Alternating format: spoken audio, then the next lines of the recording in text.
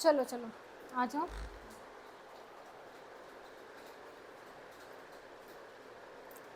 चलो, हमने पहले डिस्कस किया था क्लासिफिकेशन ऑफ बॉन्ड्स।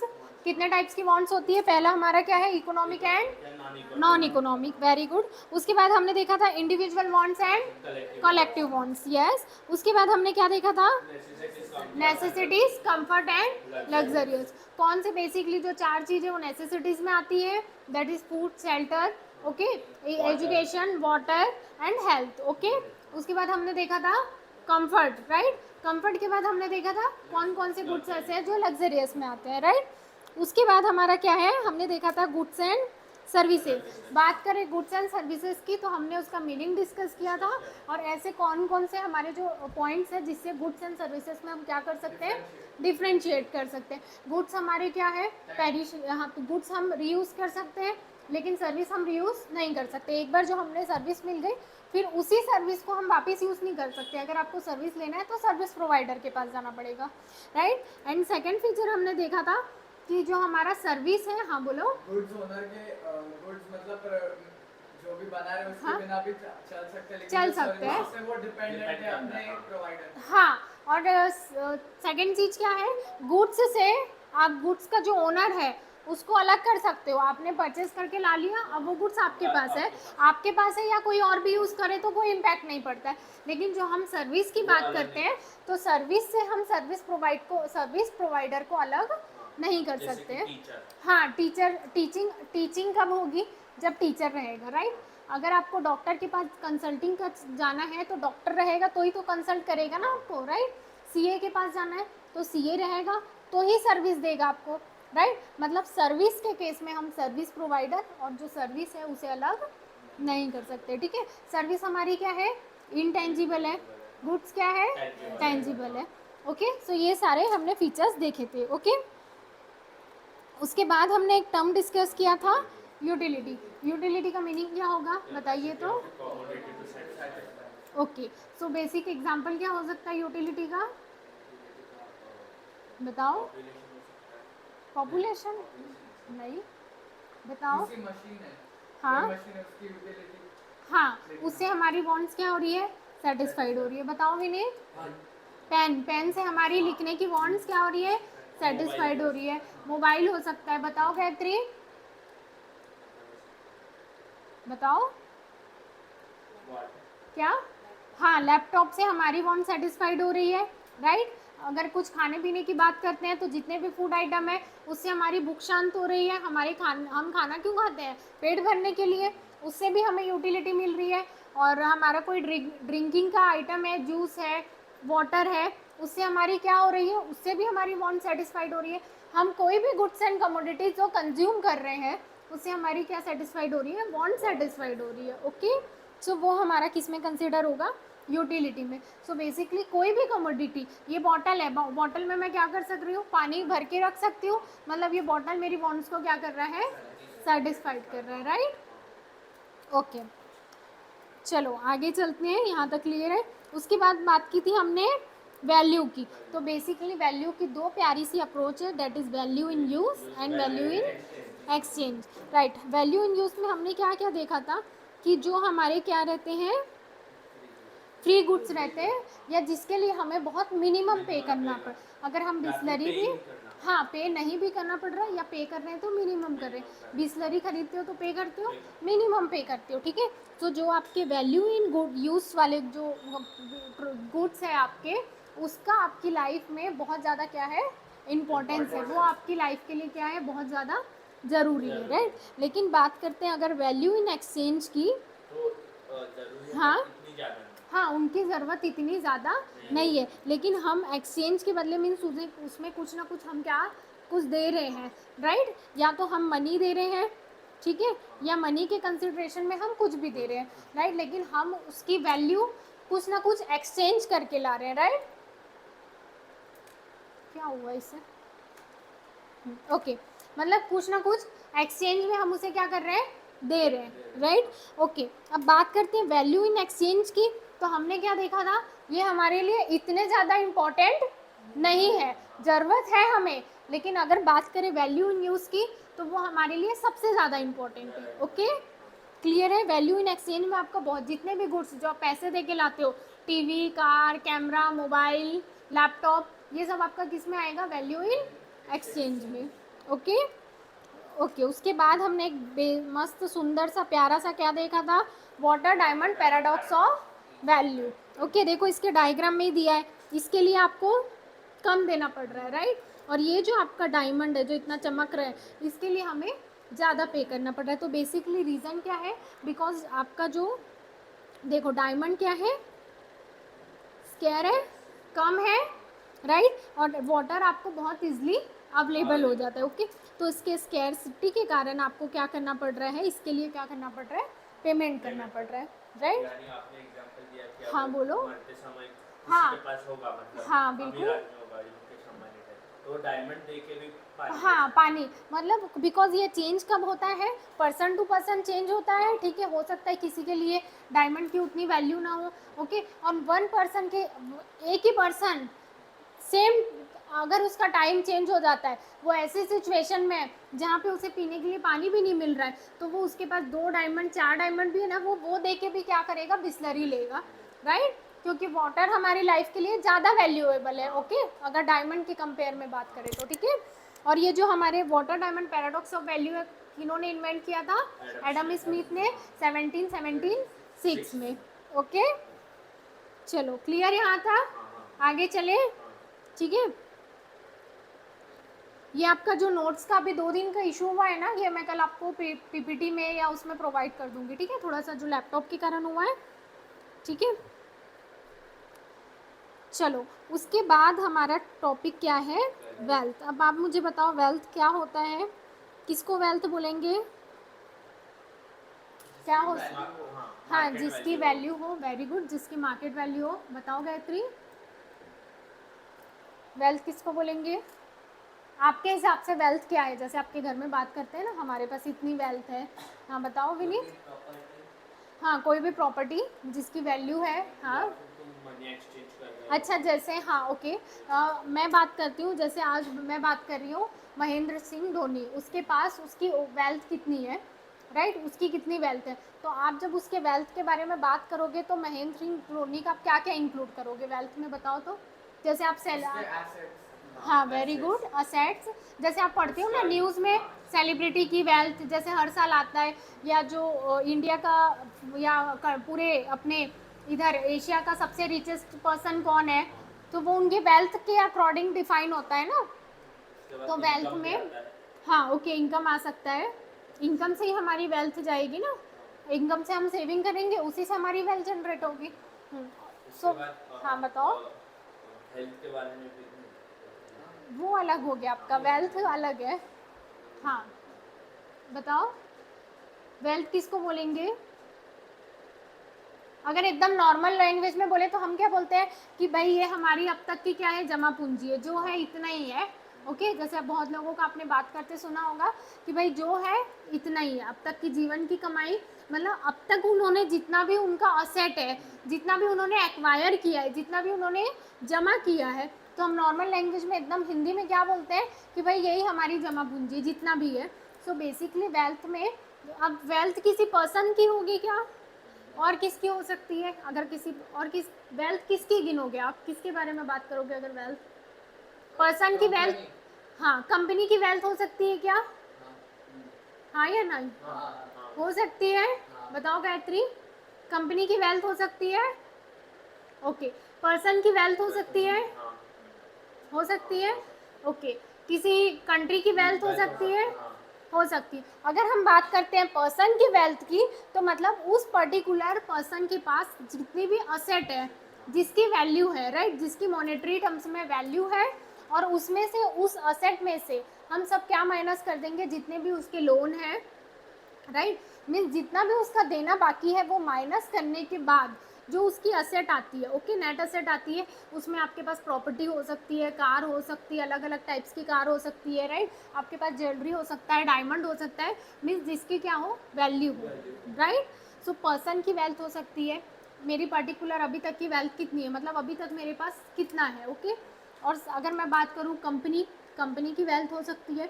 अगर हम कंट्री की बात करें, सो कंट्री के पास क्या क्या है, तो कंट्री की वेल्थ में क्या क्या इंक्लूड होगा, कंट्री के पास जो उसका फंड है वो इंक्लूड होगा। उसकी ओके, हाँ उसकी जीडीपी, ट्रेड हाँ ट्रेड से उनको कितना हाँ कितना अर्निंग हो रहा है, राइट। अभी हमारी कंट्री के पास कितना फंड है, कितना गोल्ड रिजर्व है, जीडीपी आपका इनकम में आएगा, राइट। और कितना गोल्ड रिजर्व है, ठीक है। हम हमारे पास कितने, और कंट्री की अगर बात करेंगे तो कंट्री की सबसे बड़ी वेल्थ जो उसके नेचुरल रिसोर्सेज है, राइट। आपके पास कितनी माइनिंग है, माइनिंग की ये है, करेंसी की कितनी वैल्यू है, ओके। और आपके पास कितना कोल है, कितना पेट्रोल है, ओके। जिस साइड में पेट्रोल वगैरह बहुत होता है वो कितनी रिच कंट्री है, बिकॉज वो पेट्रोल की क्या कर रहे हैं, सप्लाई कर रहे हैं, राइट। बिकॉज पेट्रोल उनकी क्या है, वेल्थ है, ओके। Source of income. हाँ सोर्स ऑफ इनकम है, हाँ हाँ। क्या टेक्नोलॉजी में जो हमने अभी तक इन्वेंट किया है वो आपका वेल्थ में आ सकता है, ओके।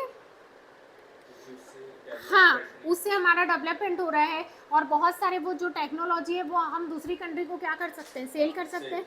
हमारे पास जो टेक्नोलॉजी नहीं हम जापान से ला रहे हैं तो वो हमें फ्री में प्रोवाइड कर रहे हैं क्या, नहीं, उसके बदले वो भी हमसे कुछ ना कुछ ले रहा है, राइट। सो अगर आपकी टेक्स्ट बुक के हिसाब से बात करें, सो वेल्थ किसको रिफेयर करता है, एनी जिसकी मार्केट वैल्यू हो, राइट। मार्केट वैल्यू तो होगी, अगर मॉनेटरी टर्म्स में हम कंसिडर कर रहे हैं तो उसकी बेसिकली मार्केट वैल्यू होगी ही होगी, ओके। और जिसको हम क्या कर सकते हैं, मनी के बदले एक्सचेंज कर सकते हैं, ऑब्वियसली कर सकते हैं। आप प्रॉपर्टी को एक्सचेंज कर सकते हैं, कार को कर सकते हैं, जिसको आप मनी में क्या कर सकते हो, कन्वर्ट कर सकते हो, भाई क्लियर है, ओके। अब वेल्थ की क्या, अगर कोई आपको कैसे पता चलेगा कि ये कमोडिटी वेल्थ है या नहीं, तो उसकी कुछ नेचर्स दिए हैं, कुछ कैरेक्टरिस्टिक्स दी है। क्या है, सबसे पहले क्या है, यूटिलिटी। यूटिलिटी मीन्स वो आपकी जो वेल्थ है वो ह्यूमन वांट को क्या करने वाली होनी चाहिए, सेटिस्फाइड करने वाली होनी चाहिए, ओके। जैसे फर्नीचर है, रेफ्रिजरेटर है, इसने रेफ्रिजरेटर का जस्ट एग्जांपल दिया है, हाँ। अब जैसे मैं ज्वेलरी पहन रही हूँ तो उससे भी मेरी वांट सेटिस्फाइड हो रही है, मेरे पास डायमंड है, ओके, गोल्ड ईयरिंग है, सिल्वर ईयरिंग्स है, ओके। सो इससे मेरी क्या वांट, यूटिलिटी क्या हो रही है, सेटिस्फाइड हो रही है, ओके। वांट्स, क्योंकि मैं क्यों पहन रही हूँ, मुझे शौक है, ओके। सो मेरी वांट क्या हो रही है, सेटिस्फाइड हो रही है, क्लियर, ओके। उसके बाद अगर वो एकदम हर जगह अवेलेबल होगा, ठीक है, तो उसकी कोई वैल्यू रहेगी क्या, वो वेल्थ।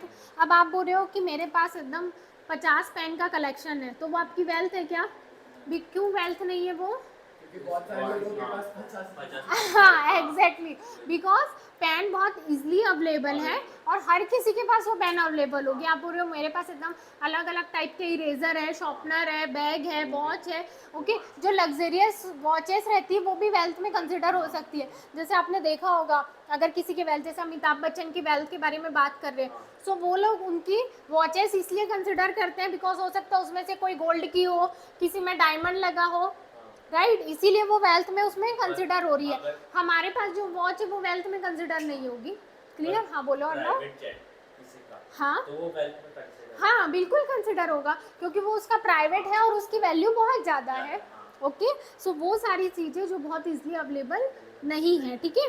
और अगर वो इजीली अवेलेबल होगी तो फिर तो वो डिमांड और सप्लाई से उसका कोई वैल्यू ही नहीं रह जाएगा ना, मतलब हर किसी के पास अवेलेबल है, ओके। अगर हम आज की तारीख में वेल्थ की बात करें तो मुझे बताओ, मतलब ठीक है हम कंसीडर करते हैं, लेकिन हम हमारी साइकिल, एक्टिवा, ये तो आजकल सबके पास नॉर्मल हो गया, राइट। तो हम इसे वेल्थ में कंसिडर करेंगे क्या, नहीं करेंगे, ठीक है। आजकल वेल्थ में कार, हाँ भाई सामने वाले के पास कार है, राइट, ओके ओके। सो वो हमारा, हाँ बोलो, कार्स हम वेल्थ में कंसीडर कर सकते हाँ स्पेसिफिक कार्स, एंड इवन जो हमारी भी कार है, भले वो 5 लाख की है, 7 लाख की है, 10 लाख की है, वो आपकी वेल्थ में कंसिडर होगी, ओके।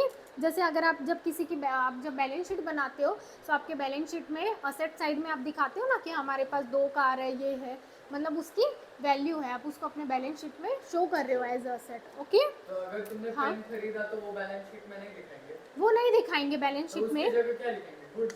नहीं। आप क्या करोगे, वो बैलेंस शीट में शो नहीं होगा। आप जो पेन खरीदोगे उसकी एंट्री सबसे पहले आप क्या खरीद करोगे, अगर आपका बहुत बड़ा बिजनेस है, राइट, सो आप क्या करोगे, उस पेन को मिसलिनियस एक्सपेंसेस में डाल दोगे, राइट, क्योंकि इतनी छोटी छोटी एंट्री तो हम पास नहीं करने वाले, तो आप मिसलिनियस में डालोगे, राइट। और अगर आपने पेन से कोई बड़ी चीज़ खरीदी है जो आपके बिजनेस में काम आ रही है, ओके, तो आप क्या करोगे, आप जो खरीद के लाए हो वो आपका किस में जाएगा, P&L में जाएगा, मीन्स ईयर के लास्ट में आप एंट्री उस हिसाब से डिसाइड होती है कि वो आपको सिर्फ उसी साल तक प्रॉफिट दे रही है, उसी साल तक काम आ रही है, या अगले साल तक भी काम आ रही है, राइट।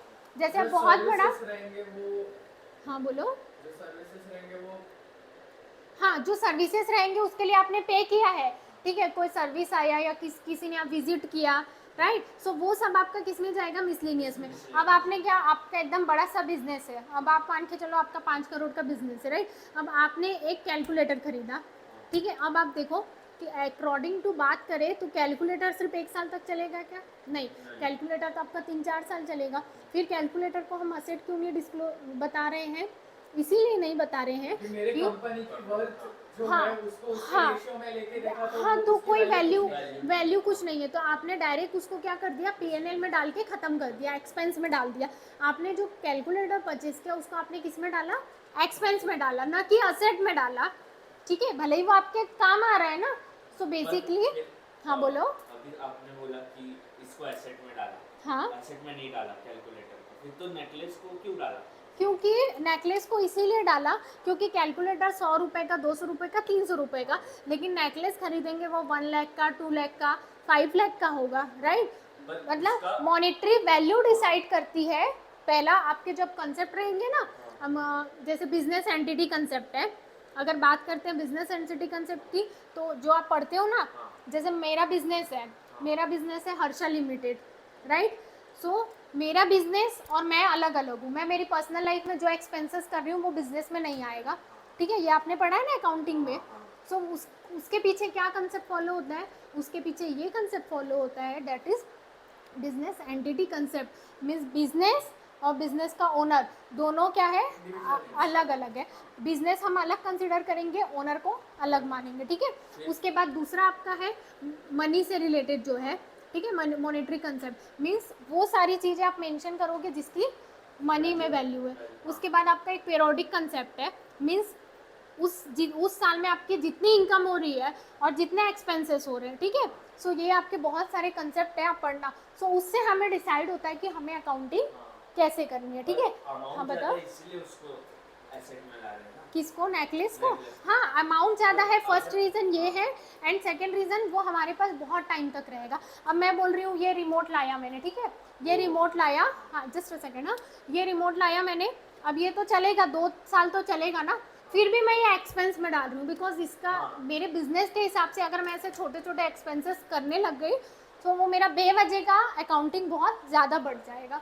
ओके, हाँ बोलो सोहन। अगर मेरी मंथली इनकम 5000 है और मैंने 400 रुपए का कैलकुलेटर लिया तो वो एक्सपेंस में जाएगा हाँ, या एसेट बनेगा मेरा? नहीं, वो एक्सपेंस में ही जाएगा आपका, क्योंकि आप पहली बात आप अपनी तो नहीं करोगे, राइट, आप अपनी अकाउंटिंग तो नहीं करोगे ना, आप किसी बिजनेस की करोगे, राइट। और बिजनेस में इनकम, अच्छा आपकी 5000 है, 5000 है। हाँ, और आपका जो कैलकुलेटर है 400 रुपये का, वो एक्सपेंस में ही जाएगा, उसको हम असेट में कभी नहीं शो करते आपके बैलेंस शीट में।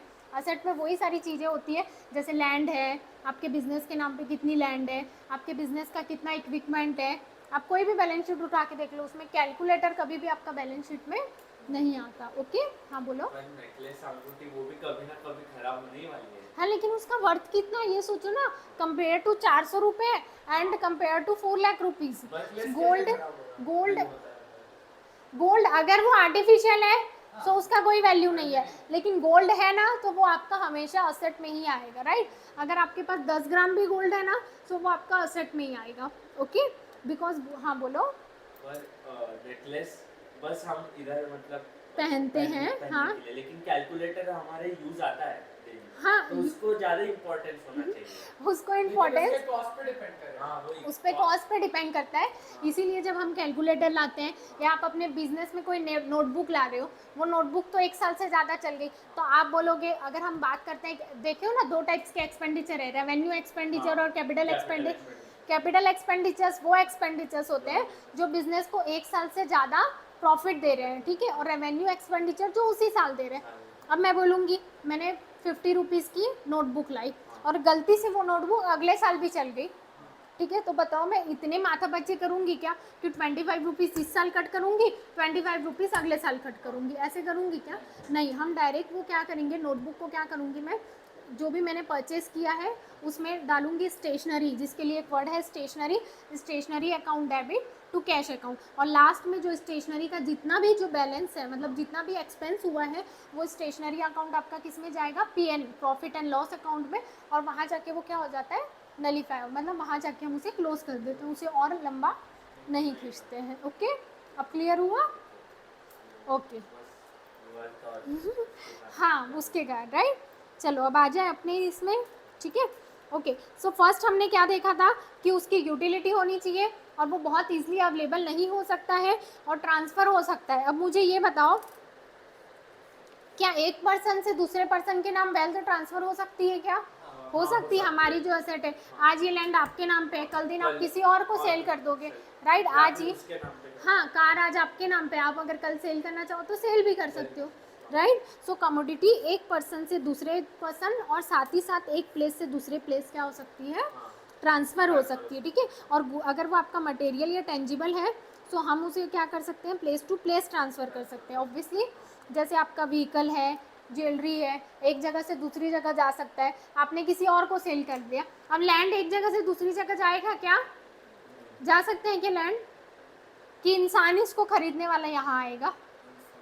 ऑब्वियसली। सो उसके लिए आपका ये देखो, एक होता है, अगर हम ट्रांसफरेबिलिटी की बात करें तो एक होता है आपका फिजिकल, दूसरा होता है आपका नोशनल, राइट। तो फिजिकल, अगर हम फिजिकल ट्रांसफ़र की बात कर रहे हैं तो जिसमें जो असेट है वो खुद ऐसे ऐसे ऐसे ऐसे ऐसे उस इंसान के पास जा रही है, राइट। हाँ, ओके, फिजिकल उसका मूवमेंट हो रहा है, असेट का मूवमेंट हो रहा है, राइट। और हाँ, कार हो गया, व्हीकल हो गया। और अगर हम बात करते हैं नोशनल की, तो जिसमें क्या ट्रांसफ़र होगा है, सिर्फ और सिर्फ क्या ट्रांसफ़र होगा, सिर्फ और सिर्फ ओनरशिप ट्रांसफ़र होगी, राइट। जैसे लैंड हो गया, ठीक है, अगर आपका घर है तो वो तो यहीं रहेगा ना, आपका बंगलो है वो यहीं रहेगा, आप किसी और को क्या करोगे, सेल करोगे, राइट। ओके, हाँ बोलो। ये लैंड एक एग्जांपल हुआ, दूसरा एग्जांपल और अभी भाई और कौन सी एग्जांपल है? जैसे आपका हाउस हो सकता है, एग्रीकल्चर का हो सकता है, ओके। और जैसे हाँ, ये और बेसिक लैंड ही है ना जो मूवेबल नहीं है, बाकी तो आपकी ज्वेलरी है, मूवेबल है, ओके। अगर आपके शेयर्स है, मूवेबल है, हाँ, बिकॉज मोस्टली सारे जितने भी है वो आपका जो भी कंस्ट्रक्शन है वो बेसिकली किसके ऊपर होगा, लैंड के ऊपर ही होगा। अगर आप घर बना रहे हो, हॉस्पिटल बना रहे हो, जो भी बना रहे हो, वो सेल कर रहे हो तो लैंड के ऊपर ही होगा, right. So most of the जो इसमें है वो कौन कंसिडर होता है, लैंड ही। बाकी सारे मोस्ट ऑफ द जैसे व्हीकल है, गोल्ड है, सारा हम मूव करके ले जा सकते हैं, राइट। अगर आपका कोई बॉन्ड है, ठीक है, डिपॉजिट है, तो ये सब क्या है, आप मूव कर सकते हो, ओके। ओके, अब मुझे ये बताइए, आपकी बॉडी में इतने अमूल्य अमूल्य पार्ट्स है, तो क्या आपके वो वेल्थ में कंसिडर होंगे क्या? आपका लीवर, आपका दोस्त बोल रहा है आईफोन ले ले, लीवर बेच के ले ले, तो आप सच में ले सकते हो क्या अपना लीवर बेच के आईफोन, अपना किडनी बेच के आईफोन ले सकते हो क्या? बोलने के लिए तो हाँ, लेकिन बोलने के लिए तो हम बोलते हैं ना कि ये बहुत अमूल्य है। ऑब्वियसली अगर बेचोगे ना तो बहुत कॉस्ट आने वाली है, बहुत पैसा आएगा। हाँ, तो बेचनी है क्या आपको किसी को? ओके, सो हाँ, एग्जैक्टली। सो ये यहाँ पे आपका क्या बोल रहा है कि हमारे बॉडी के बाहर जितनी भी चीज़ें हैं जो एक्सटर्नल है, हम उसे ही वेल्थ में कंसिडर करोगे। अगर मैं आपसे पूछती हूँ अर्णव आपकी वेल्थ क्या है, तो आप बोलोगे मैम 8 लाख रुपीज़, तो ये 2 आँख का हो गया, 4 लाख, ओके। फिर उसके बाद मेरी किडनी है 10 लाख रुपए की, तो ऐसे करके मेरे पास 5 करोड़ है, तो वो आपका वेल्थ होगा क्या? नहीं होगा, क्योंकि जो हमारी बॉडी के है पार्ट्स है उन्हें हम वेल्थ में कंसिडर नहीं करेंगे। जो आपकी ह्यूमन बॉडी के एक्सटर्नल है, ह्यूमन बॉडी के बाहर है, वही आपका वेल्थ में कंसिडर होगा। क्लियर है क्या? पक्का? हाँ, ये इन्होंने बोला है, एग्जाम्पल दिया है, लेकिन बैग और चेयर को वेल्थ में कंसिडर करता है क्या? नहीं, ठीक है। हाँ, एक्सटर्नल है, लेकिन अगर आप बात करोगे तो फिर आप तो ऐसे बोलोगे मेरे पास इतनी सारी बैग्स है, लेकिन मैं आपको जस्ट ये बता रही हूँ कि रियल लाइफ में जो वेल्थ है इसीलिए मैं आपको ये कंसेप्ट के साथ साथ रियल लाइफ का भी बता रही हूँ। जैसे अगर हम किसी पर्सन की रियल, कभी देखना आप न्यूज़पेपर में आता है जैसे ऐश्वर्या राय, ओके, कोई भी एक्टर्स ले लो, सेलिब्रिटी ले लो, या कोई जो बिजनेसमैन है जिसके पास बहुत पैसा है, मुकेश अंबानी, उसकी इतनी वेल्थ है, तो बेसिकली वो वेल्थ में क्या क्या कंसिडर करते हैं, उनके पास जितनी भी ज्वेलरी है, जितनी भी डायमंड्स की रिंग है, जितनी भी कार है, जितने भी उनके फ्लैट है, ओके, जो भी उनके पास लग्जरियस है, यहाँ तक कि उनके घर में जो अगर कोई ऐसी चीज़ है जो डेकोरेशन के लिए लगी है, वो भी अगर लग्जरियस है, जिसका वैल्यू है, आर्ट पीस हो सकता है, ओके ओके, कहीं कोई गोल्ड का कुछ लगा है, तो वो सब आपका किस में कंसिडर होगा, वेल्थ में कंसिडर। अब आप बोलोगे उसको कौन वेल्थ में कंसिडर करेगा, बट वो इतना लग्जरियस है कि उसका बहुत वैल्यू है, इसीलिए वो वेल्थ में कंसिडर हो रहा है। क्लियर? ओके। क्या आपकी इनबॉर्न क्वालिटीज़ वेल्थ में आएगी क्या? आप बोलोगे मैम मैं तो बहुत हैंडसम हूँ, मेरी आवाज़ बहुत अच्छी है, ठीक है, मुझे ये मेरी क्वालिटीज़ है, तो वो वेल्थ में आएगा क्या? नहीं, ये सारी क्वालिटीज़ आपकी वेल्थ में नहीं आती, बिकॉज ये तो ना तो एक्सटर्नल है, और नहीं आप क्या कर सकते हो, ट्रांसफ़र कर सकते हो, और नहीं, हाँ, नहीं आप उसकी इकोनॉमिक्स के हिसाब से कोई मॉनेटरी वैल्यू निकाल, भले ही आप उसका यूज़ करके मनी अर्न कर सकते हो, राइट? हाँ, जैसे आप सिंगिंग में हो तो आप उसका यूज़ करके अर्निंग कर सकते हो, बट वो आपका वेल्थ में कंसिडर नहीं होगा। क्लियर? चलो, ओके, चलो उसके बाद बात करते हैं पर्सनल इनकम की। किसी पर्टिकुलर पर्सन की पर्सनल इनकम में क्या क्या आ सकता है, बताओ तो, क्या क्या आ सकता है? और मैं किसी से रेंट ले रहा हूँ। और उसके बाद उसका बैलेंस, बैंक का बैलेंस, पर्सनल अरे इनकम मतलब आ रही इनकम जो महीने की है, वो तो आपका जो बैलेंस है वो आपका उसमें आ जाएगा ना, वो, हाँ, वेल्थ में, या जितना भी आपका सेविंग है, जो आपकी अर्निंग हो रही है, वह हम क्या लेंगे, जो हमारी अर्निंग हो रही है। ओके, सो आप अगर जॉब कर रहे हैं तो आपको सैलरी मिल रही है, ठीक है, आपका लैंड है, उस पर कोई रेंट से रह रहा है, या आपने किसी को दिया है, हाँ, या फिर उसके बदले आपको मिल रहा है, ठीक है। या फिर वो, हाँ, वो बताओ। आदमी रह रहा है और हाँ बोलो। वो आदमी रह रहा है और उसको मतलब तो उसको नहीं कंसिडर करेंगे हम सिर्फ उन्हीं चीज़ों को, या तो आपकी सैलरी है, ठीक है, ये आपकी सैलरी है, ये आएगा, आपको रेंट मिल रहा है, वो आएगा, आपका कहीं इन्वेस्टमेंट है, आपको कहीं बैंक में आपने डिपॉजिट करके रखा है, उससे आपको क्या मिल रहा है, इंटरेस्ट मिल रहा है, आपका फिक्स डिपॉजिट है, आपने कहीं पैसा लगा के रखा है, उससे भी आपको इनकम हो रही है ना। हाँ बोलो। कमीशन से भी हो सकती है। हाँ, कमीशन से भी हो सकती है, अगर सैलरी छोड़ के उसको कहीं और से भी इनकम हो रही है, जैसे मेरी सैलरी है, मैं क्या कर रही हूँ, टीचिंग कर रही हूँ, सो मुझे एक सैलरी मिल रही है, अब मैं पार्ट टाइम क्या कर रही हूँ, दूसरा भी काम कर रही हूँ जिससे मुझे कमीशन मिल रहा है, तो वो भी मेरी आएगी income from other sources, right? हाँ बोलो, क्या बोल रहे थे सोहम? शेयर्स भी वेल्थ में आएगा। हाँ, शेयर्स आपका वेल्थ में आएगा, और शेयर से जो आपकी इनकम हो रही है वो किस में आएगा, पर्सनल इनकम में आएगा, ठीक है, आपको इंटरेस्ट मिल रहा है, डिविडेंड मिल रहा है, वो आपका किस में आएगा, इनकम में आएगा। ओके, सो एक पर्टिकुलर पर्सन की अगर हम इनकम की बात करें तो चारों तरफ से उसके पास हर महीने या एक पर्टिकुलर टाइम पे जो भी अर्निंग हो रही है वो सब हम किस में लेते हैं, पर्सनल इनकम में। ओके, देखो, earning received by a person from all sources, okay, उसे हम क्या बोलेंगे, पर्सनल इनकम, मतलब किसी एक पर्टिकुलर पर्सन की इनकम, ठीक है, 2 पर्सन, 4 पर्सन, फैमिली, ये सब नहीं आएगा। पर्सनल इनकम मतलब सिर्फ और सिर्फ एक पर्टिकुलर पर्सन की इनकम की बात कर रहे हैं। ओके, चलो चले आगे। उसके बाद हमारा क्या है, PDI, that is personal disposable income. So basically personal disposable income मतलब आपकी ये इतनी इनकम है, ठीक है, सब जगह से मिलू के 4-5 जगह से आप मस्त पैसे छाप रहे हो, अब आपकी टोटल इनकम है, ठीक है, टोटल इनकम कितनी है आपकी, 5 लाख रुपीज़ पर मंथ, ठीक है, इसमें आपने टैक्स कितना दे दिया, ठीक है, 5000, ठीक है, 5000 आपने कैश दे दिया, अब आपके पास कितना बचा, तो ये जो आपका 45,000 है ये क्या होगा, पर्सनल डिस्पोजेबल। 45,000? यस, कैसे होगा, देखो, it is the part of personal income, personal income का वो पार्ट जिस पे जो हमने टैक्स पे कर दिया है, जितने भी आपके टैक्स थे, मैंने सिर्फ यहाँ पे एक टैक्स लिया है, जितने भी आपके डायरेक्ट टैक्स है, इनकम टैक्स हो गया, वेल्थ टैक्स हो गया, वो सब पे करने के बाद जो आपके पास बच जाता है वो क्या होगा, पर्सनल डिस्पोजेबल इनकम। अब ये 45,000 को आप क्या कर सकते हो, या तो सेविंग कर सकते हो या क्या कर सकते हो। अरे 5 lakhs ओके ओके 5 lakhs 4,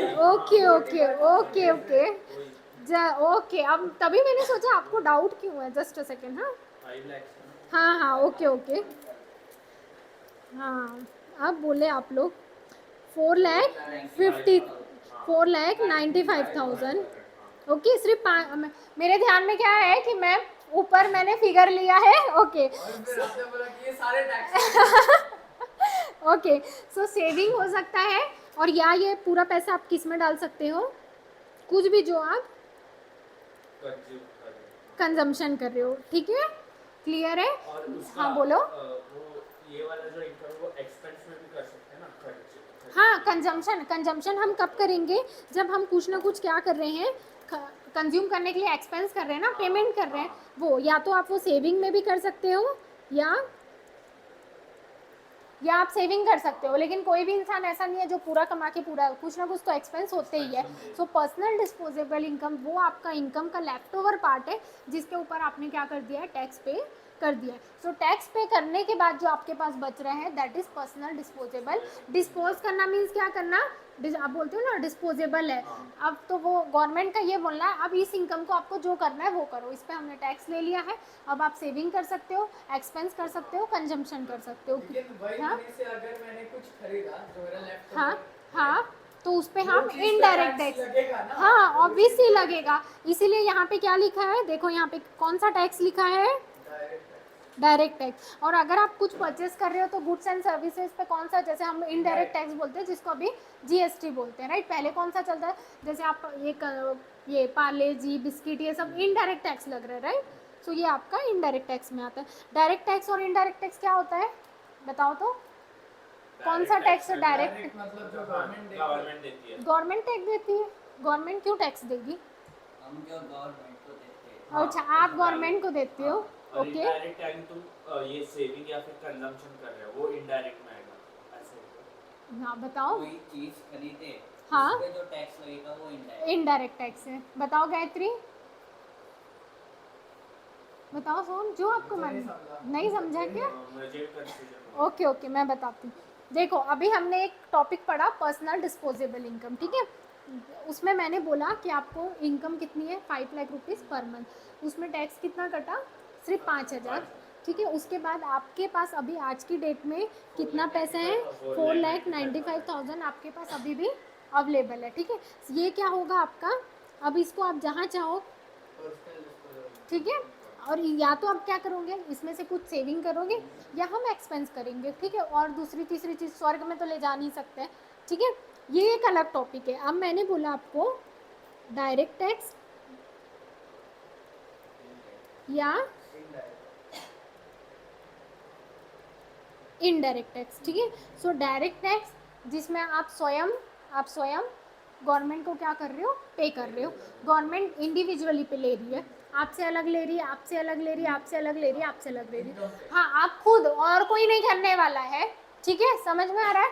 आपका टैक्स आप स्वयं ही पे कर रहे हो और कोई पर्सन आपका टैक्स पे नहीं करेगा। इनडायरेक्ट टैक्स में क्या होता है, आपने ये मैंने लिया, ये मैंने परचेस किया, अब ये मैंने परचेस किया 50 रुपीज़, सॉरी 50 बहुत कम है, 100 रुपीज़ में, ठीक है। इस पे इनडायरेक्ट टैक्स लगा होगा, समझ लो 10 रुपीज़, ठीक है। मैंने शॉप वाले को कितना दिया, 100, क्योंकि ऑब्वियसली टैक्स वो अपने घर से तो भरेगा नहीं, हमसे ही लेगा, ठीक है। मैंने उसको 100 रुपीज़ दिया, वो 90 रुपये अपने पास रखेगा और 10 रुपये किसको देगा, गवर्नमेंट को। मतलब गवर्नमेंट को मैं टैक्स दे रही हूँ क्या, नहीं, इनडायरेक्ट रूप से मेरा टैक्स गवर्नमेंट के पास जा रहा है। सो वो सारी गुड्स एंड सर्विसेज जो हम कंज्यूम करते हैं, जो हम खरीदते हैं, उसमें टैक्स लगता है। तो आप स्वयं जाते हो क्या गवर्नमेंट को टैक्स देने, नहीं, और टैक्स लेकिन आप ही दे रहे हो, टैक्स आपकी जेब से ही जा रहा है। कभी भी कोई भी गुड्स एंड सर्विसेज आपको विदाउट, अगर उस पर टैक्स है तो वो शॉप वाला आपसे ही टैक्स लेगा, अपने घर से तो भरेगा नहीं वो टैक्स, तो आपके जेब से ही पैसा जाता है, लेकिन इनडायरेक्ट रूप से जा रहा है, ठीक है। और डायरेक्ट टैक्स में तो आप खुद ही भर रहे हो, आपका पैसा, आपका टैक्स आप खुद ही भर रहे हो, ठीक है। हाँ बोलो, इंडिया के पॉपुलेशन में सिर्फ 20% टैक्स टैक्स।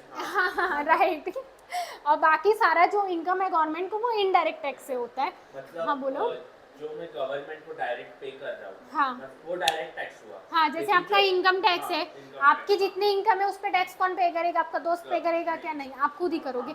आपकी जो वेल्थ है हाँ। उस पे टैक्स आप खुद पे करोगे। हाँ बोलो। लेकिन मैं जो शॉपकीपर को दे रहा हूँ वो इनडायरेक्ट इनडायरेक्ट टैक्स है। और बेसिकली जैसे डायरेक्ट टैक्स देते हैं ना तो हमें दुख होता है, मतलब अपने को पता चलता है ना कि भाई इतना डायरेक्ट टैक्स जा रहा है, या आपका जो बहुत सारे जगह इसका भी टैक्स रहता है, जो आपकी प्रॉपर्टी है उसका भी हम टैक्स देते हैं, ठीक है।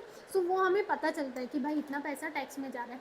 लेकिन जब हम इनडायरेक्ट की बात करते हैं सो वो हमें पता तो रहता है, लेकिन एकदम से वो हमारे आंखों के सामने नहीं आता, राइट। एकदम से हमें पता नहीं चलता कि हम इस पर इतना टैक्स दे रहे हैं। सो डायरेक्ट टैक्स में हमें कि यार हम गवर्नमेंट को इतना दे रहे हैं, लेकिन इनडायरेक्ट टैक्स में हम डेली इतनी सारी चीज़ें, चाहे वो टूथब्रश हो, टूथपेस्ट हो, कुछ भी चीज़ हो जिस पे हर चीज़ पे हमारा टैक्स लगा है, सो वो हमें पता नहीं चलता एकदम से, वो उसके प्राइस के साथ पे हो जाता है। वो ओके, वो हमारा गवर्नमेंट टैक्स क्यों लेती है? गवर्नमेंट टैक्स इसीलिए लेती है बिकॉज वो आपसे टैक्स लेती है। सो पहली बात, आप गवर्नमेंट से क्वेश्चन नहीं कर सकते, ठीक है। अगर कोई जाके बोलेगा आप टैक्स क्यों ले रहे हो, आपको टैक्स नहीं लेना चाहिए, ठीक है। पहली चीज़ ये है। और दूसरी चीज़, आप गवर्नमेंट को जाके ये नहीं बोल सकते हो कि मैंने 1 साल का 10,000 रुपये टैक्स भरा है, अब बताओ वो पैसा कहाँ यूज़ हुआ है, ठीक है। बिकॉज गवर्नमेंट सबसे पैसा लेके क्या करती है, चाहे वो गवर्नमेंट मतलब क्या बोलना चाहिए, पुअर लोगों को सर्विस प्रोवाइड करे, राइट, और या आप ओवरऑल इकोनॉमी पे खर्च करें, रोड पे खर्च करें, हॉस्पिटल पे खर्च करें, मतलब हर अलग अलग चीज़ों पे गवर्नमेंट। फिर हाँ बोलो। इतना तो पैसा दे रहे तो भी इतना ऐसा डेवलपमेंट नहीं दिखता है, राइट। वो मैंने थोड़ा तो उनके पास रिजर्व में रहेगा, तो इतना कितना रिजर्व में रखना है? रिजर्व में नहीं रहता है, आप देखोगे ना तो मतलब कभी कभी कि हमारी जो सरकार बोलते हैं ना घाटे की सरकार, हाँ। मीन्स हमारे पास इतना रिजर्व नहीं रहता है। जैसे अगर हम इंडिविजुअल बात करें, लेकिन कंट्री वाइज बात करें, सो इतना तो हमारे यहाँ करप्शन है, ठीक है। एक ये भी फैक्टर है कि जो भी पॉलिसीज़ आपकी इम्प्लीमेंट होती है, वो इम्प्लीमेंट होते होते लास्ट स्टेज तक, मतलब अगर इतना कुछ है ना तो वो इतना सा बचता है, कुछ नहीं बचता है, ठीक है। लेकिन इतना अगर हम करप्शन को क्वेश्चन नहीं करेंगे तो कौन करेगा? हाँ, आप करप्शन को क्वेश्चन कर सकते हो कि पर्टिकुलर आपने ये स्कीम चालू की थी, इसमें आपने इतना पैसा लगाया, तो इसके लिए आप केस फाइल कर सकते हो, राइट। लेकिन आप गवर्नमेंट से ये क्वेश्चन नहीं कर सकते कि मैं पर्टिकुलर इंसान, जैसे मैं बोल रही हूँ, मैं हर्षा सोनी, मतलब इनडायरेक्टली हम गवर्नमेंट को वही पूछ रहे हैं कि पैसे गए कहाँ? हाँ गए कहाँ, लेकिन आप ये नहीं बोल सकते कि मैं 10,000 भर रहा हूँ तो उस 10,000 रुपये का मुझे हिसाब दो, ठीक है। ये नहीं बोल सकते। कोई पर्टिकुलर आप ये बोल सकते हो, अगर किसी में घोटाला हुआ है, कुछ आपको दिख रहा है कि उसमें कुछ गलत हुआ है, तो आप बोल सकते हो। लेकिन आप अपने टैक्स का गवर्नमेंट से हिसाब नहीं मान सकते, दोनों अलग चीज़ है। आप अपने टैक्स का हिसाब नहीं मान सकते, लेकिन अगर आपको कहीं दिख रहा है कि कंट्री में कहीं कुछ गलत हो रहा है, जहाँ पे पैसों का मिसयूज़ हो रहा है, गवर्नमेंट के पैसों का, या किसी ने करप्शन किया है, उसके खिलाफ आप बोल सकते हो। क्लियर है? तो ये है आपका डायरेक्ट टैक्स और इनडायरेक्ट टैक्स, ठीक है। आई थिंक बहुत लेट हो गया, हमें एक्सपी स्टार्ट कर देना चाहिए, बेचारा एसपी बोलेगा। हाँ, कब से ही करना था वो तो मंडे से, लेकिन हो ही नहीं पा रहा था, राइट। तो आज हम एसपी भी कवर कर लेते हैं थोड़ा सा, ओके। कल आगे देखेंगे हम कि इनकम के कितने टाइप्स होते हैं, और उसके बाद आपका इकोनॉमिक एक्टिविटी, ओके। चलो, तब तक के लिए इकोनॉमिक्स को स्टॉप किया जाए।